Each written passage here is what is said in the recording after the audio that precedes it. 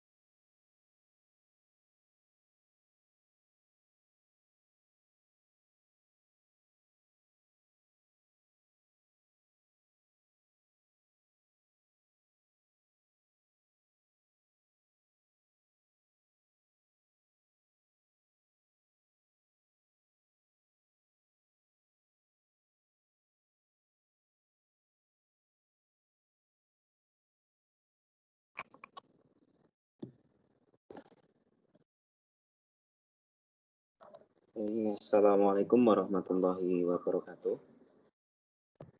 Selamat pagi anak-anak. Mari kita mulai pembelajaran kita pada pagi hari ini dengan membaca basmalah bersama-sama. Bismillahirrahmanirrahim. Pada pagi kali ini kita masuk ke bab ayat-ayat Al-Quran tentang toleransi. Langsung saja yang pertama. Ayat yang akan kita bahas adalah surat Al-Hujurat ayat 13. A'udzubillahi minasyaitonirrajim. Bismillahirrahmanirrahim. Ya ayyuhan nasu inna khalaqnakum min dzakarin wa unsa wa ja'alnakum syu'uban wa qabaila lita'arafu. Inna akramakum indallahi atqakum innallaha alimun khabir. Artinya, hai manusia, sesungguhnya kami menciptakan kamu, inna khalaqnakum min dzakarin, dari seorang laki-laki, wa unsa, dan seorang perempuan, wa ja'alnakum syu'uba, dan kami jadikan kamu berbangsa-bangsa, qabaila, dan bersuku-suku. Supaya apa? Supaya saling lita'arafu, saling ta'aruf, saling kenal mengenal.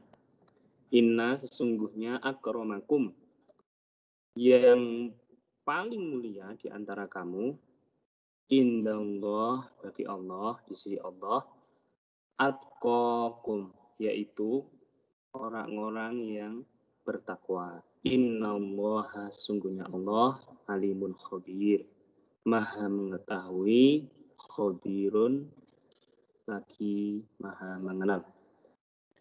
Pada pembelajaran kali ini difokuskan untuk membahas wakaf. Ya, sebenarnya wakaf ini ada lebih dari 7 yang ada di tampilan kalian ini.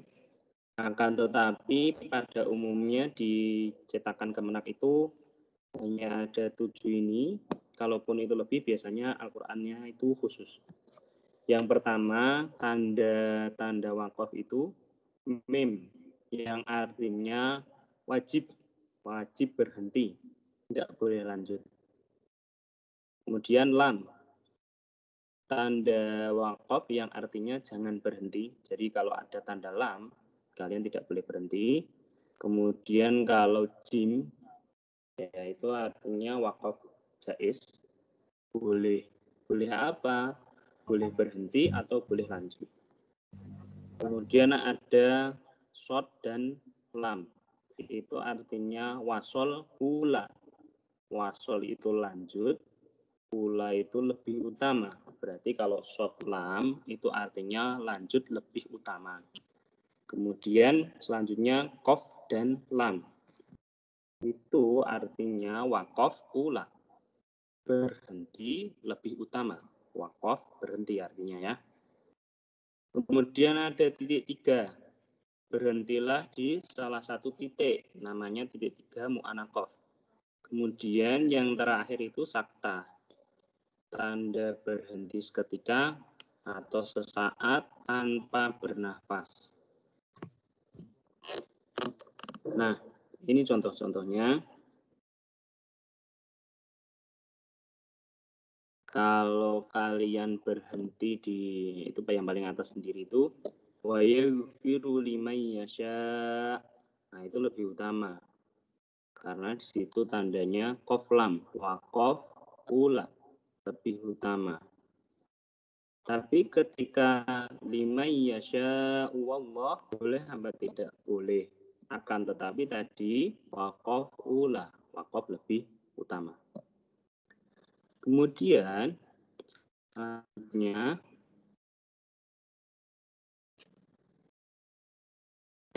mohon maaf tadi ada yang chat saya. Oke. Kemudian di ayat 41 ya. Itu kalian lihat di layar itu yang baris ketiga. Qalu amanna bi afwahihim walam tu'min qulubuhum. Itu berhenti di situ. Kalau sudah berhenti di qulubuhum, maka di wa minal ladzina hadu sama'una. Jadi tidak boleh berhenti lagi di hadunya kalau kalian sudah berhenti di qulubuhum. Akan tetapi kalau kalian di walam tu'min qulubuhum wa minal ladzina hadu. Nah, kalian berarti berhenti di hadunya. Nah, habis itu apa? Lanjut. Sama'una lil kadibi, sama'una liqaumin. Nah, seperti itu cara bacanya. Jadi berhenti di salah satu. Paham ya? Oke, kemudian kita lanjut yang selanjutnya. Yang nomor 7 itu adalah sakta. Tanda berhenti seketika tanpa bernafas.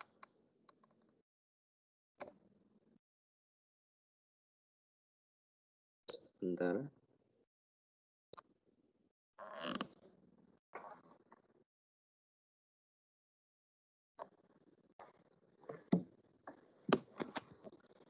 Baik, sakta adalah berhenti sejenak tanpa mengambil nafas. Saya contohkan di surat Al-Kahfi ayat 1 dan 2. Alhamdulillahilladzi anzala ala abdihil kitaba wa lam yaj'al lahu iwaja qayyima.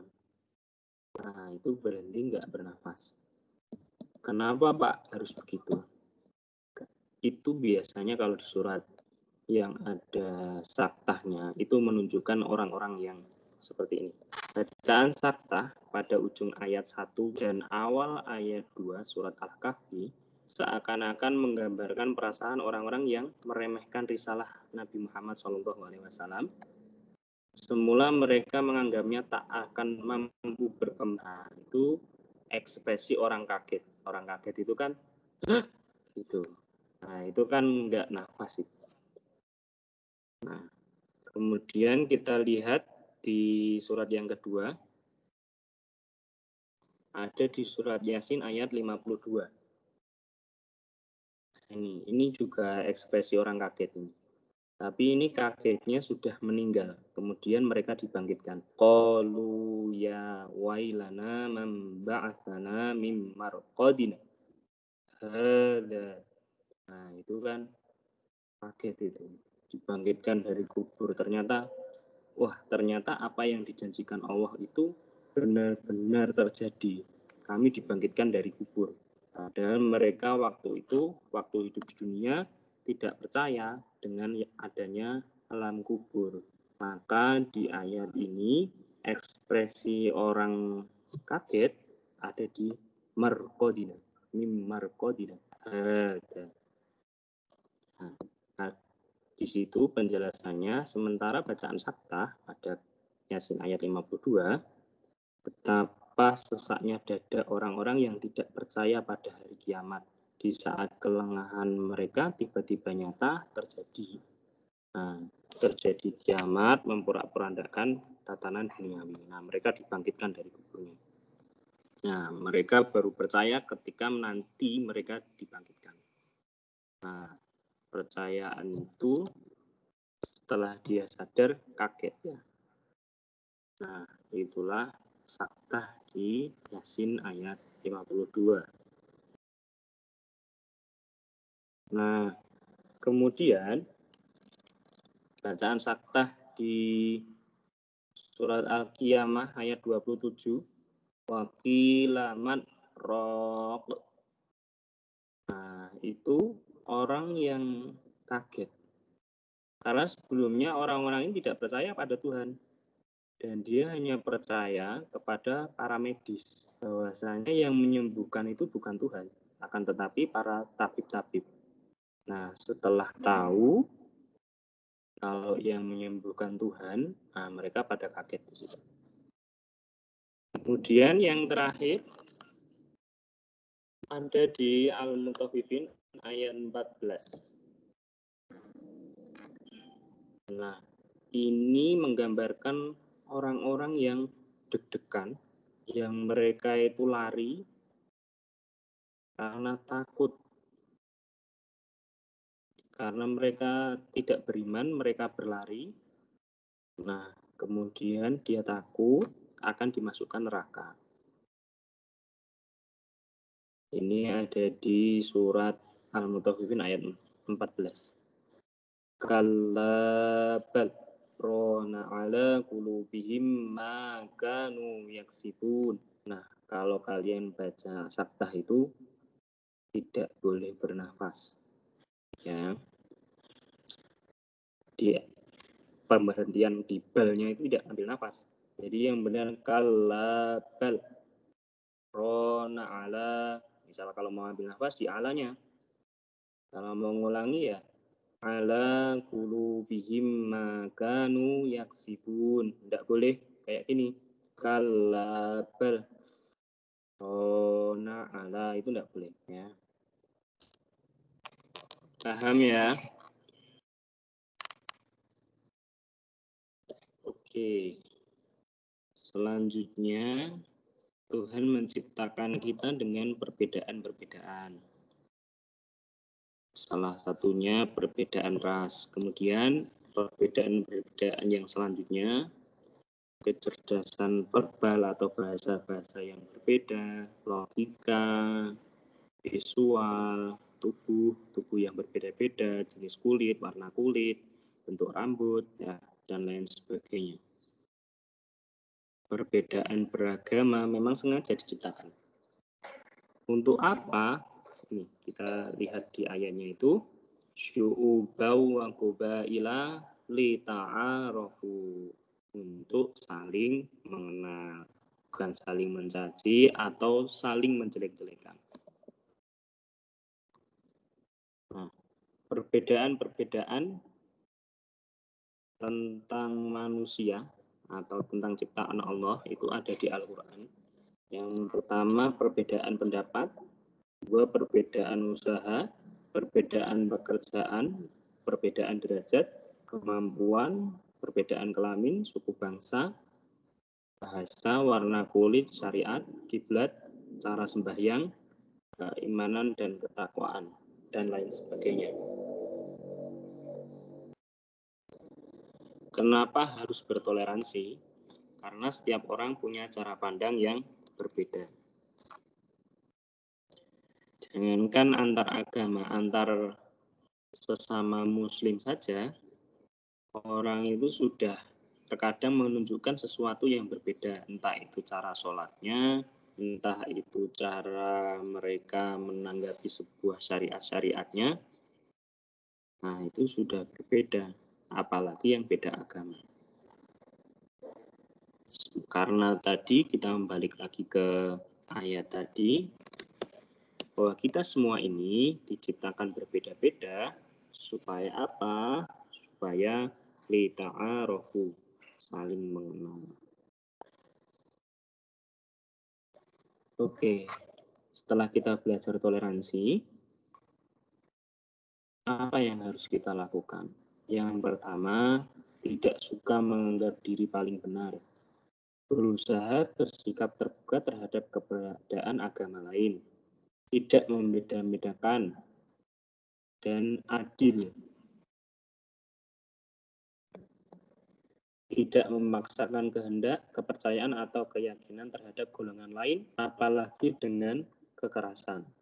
Lakum dinukum waliyadin. Tidak menjelek-jelekan Tuhan dan agama lain, menunjukkan bahwa Islam adalah rahmat bagi seluruh alam. Jadi tidak usah menengah-nengahkan Islam atau menunjukkan ini loh Islam tuh kayak begini, tapi memang dari sananya Islam itu sudah memberikan rahmat bagi seluruh alam. Jadi agama Islam itu memang dari sananya itu sudah moderat, sudah tengah, sudah memberikan rahmat bagi seluruh alam. Kemudian tidak mencampurkan keyakinan Islam dengan keyakinan agama lain. Kemudian memperkuat keyakinan kita terhadap agama kita. Oke, saya cukupkan. Ada pertanyaan?